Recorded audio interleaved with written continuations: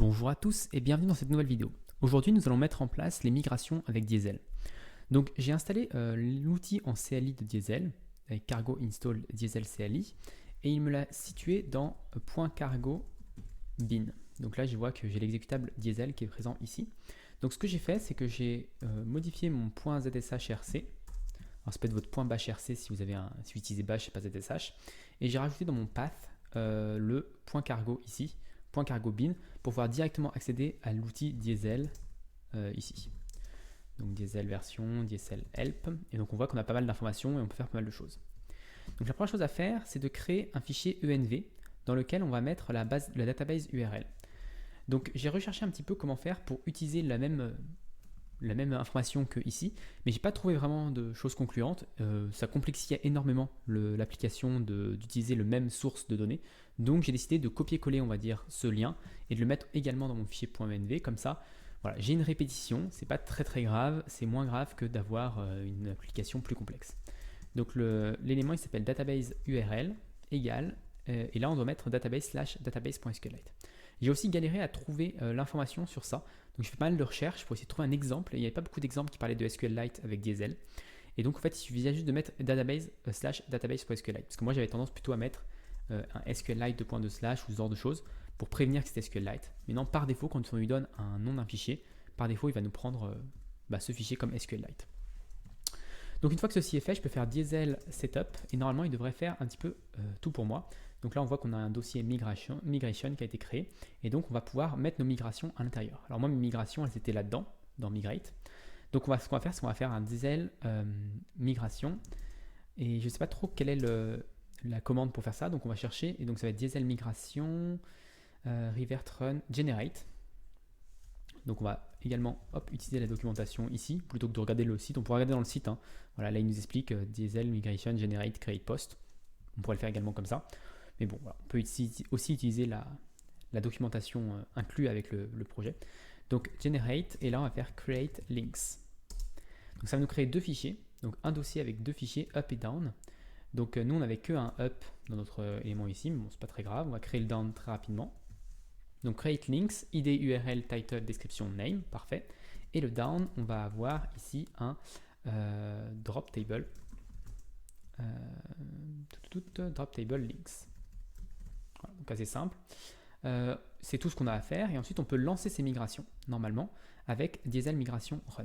Donc là si je fais Diesel migration run, ça a l'air de fonctionner et il nous dit que la table links already existe. Donc c'est normal, on a déjà une table links dans notre base de données.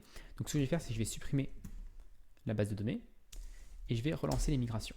Donc là, a priori, tout a bien fonctionné. Si je mets run à nouveau, on voit qu'il lance rien du tout parce que, a priori, c'est déjà fait. Est-ce qu'on a moyen de lui donner status? Pending, revert, run, redo, list. On peut faire list pour voir un petit peu ce qu'il y en est. Donc list, on voit que cette migration-là a été exécutée. Donc c'est parfait, on a bien toute l'information dont on a besoin. Ok, ensuite je peux réexécuter mon site, donc ça c'est pas forcément important. On peut faire un redo. Moi ce qui m'intéresse c'est surtout d'avoir mon schema et on voit ici qu'il m'a créé un fichier schema. Donc c'est ça qui est intéressant avec les migrations Diesel, c'est que lorsqu'il exécute les migrations, il va nous créer ce fichier schema.rs qui contient les informations dont qu'on a déjà utilisé ici. Donc là vous voyez j'avais mon mode schema. Et donc je peux enlever ce mode schema parce que maintenant il est présent ici. Ensuite, donc une fois que j'ai enlevé ce mode schema, alors là ce sera self, je ne suis pas sûr que ce soit self ici qu'il faut mettre, ce sera plutôt create, alors je ne sais pas trop vraiment comment il faut le mettre, create schema, table, on va voir un petit peu, j'ai encore un peu des doutes sur l'utilisation des modules en Rust, donc hop, on va enlever ça, donc je ne sais pas encore trop comment ça fonctionne, mais on va voir si ça compile déjà, hop, avec ça. Alors, maybe missing a crate schema. Non, c'est pas crate. Alors, c'est peut-être self. Peut-être qu'il faut que je laisse self. Et si ça fonctionne pas comme ça, je vais regarder de la documentation. Donc, on va aller regarder la documentation. On va aller sur rocket.example. Voilà, on va regarder les exemples rocket parce que c'est là où on a le plus d'informations. Et je sais qu'on a une to-do. Voilà, ici to-do, c'est une grosse application, entre guillemets une grosse application. Donc, on a un src test main task. Ah, là-dedans, on va pas avoir de schema. Alors, use self schema task. Je me demande si ici, il ne faut pas mettre un pub mode schema, quelque chose comme ça. Ok, ça a l'air de fonctionner, ça a l'air d'être différent en tout cas. The thread is not implemented for i32. Donc là, on a une erreur un petit peu plus spécifique déjà. Donc a priori, le pub mode, alors ça, je l'ai vu quelque part, je ne sais plus où, mais j'ai vu qu'il fallait mettre ce genre de choses pour pouvoir accéder à un module. Ça m'étonne. Enfin, je vois pas trop pourquoi. C'est le genre de choses où voilà, je suis pas encore fiable à ce niveau-là, au niveau de Rust. Je n'ai pas encore toutes les informations à ce niveau-là. Mais bon, si ça résout notre problème, c'est l'essentiel. Donc le trait DSRS from SQL nullable integer is not implemented for i32. Donc là, le problème, c'est que j'ai quelque chose qui est nullable dans un endroit et j'ai un i32 de l'autre endroit. Donc on va regarder un petit peu où ça en est. Donc dans le schema, on a un name qui est nullable et un id qui est nullable. Et donc là, on voit qu'on a un souci qui était dans notre base de données auparavant et que Diesel nous a soulevé, on va dire. En gros, notre id, il n'est pas nullable du tout. Mais en fait, ici, j'ai oublié de mettre le not nul sur l'identifiant. Et donc, avec ce not nul, normalement, il devrait nous mettre maintenant un integer tout court sans nullable. Donc, pour relancer les migrations, ce que je peux faire, c'est redo. Et donc, il va rollback et recréer tout. Et on va pouvoir refaire un cargo run et voir ce que ça donne. Donc, ça a l'air de compiler. On voit qu'ici, le schema a été mis à jour parce que j'ai changé ma migration. Donc, ça, c'est plutôt cool. C'est plutôt ce que je cherchais à avoir. C'est-à-dire que avoir des choses automatiquement générées, et du coup si je fais une erreur dans mon code, et bien normalement ça devrait être détecté automatiquement. Donc là ça a bien compilé, donc c'est parfait. On peut voir que par exemple si je fais une faute, là si je rajoute quelque chose dans mon link, pas description, par exemple catégorie, qui va être une string, si je fais ça et que j'essaye de recompiler, on va avoir une erreur.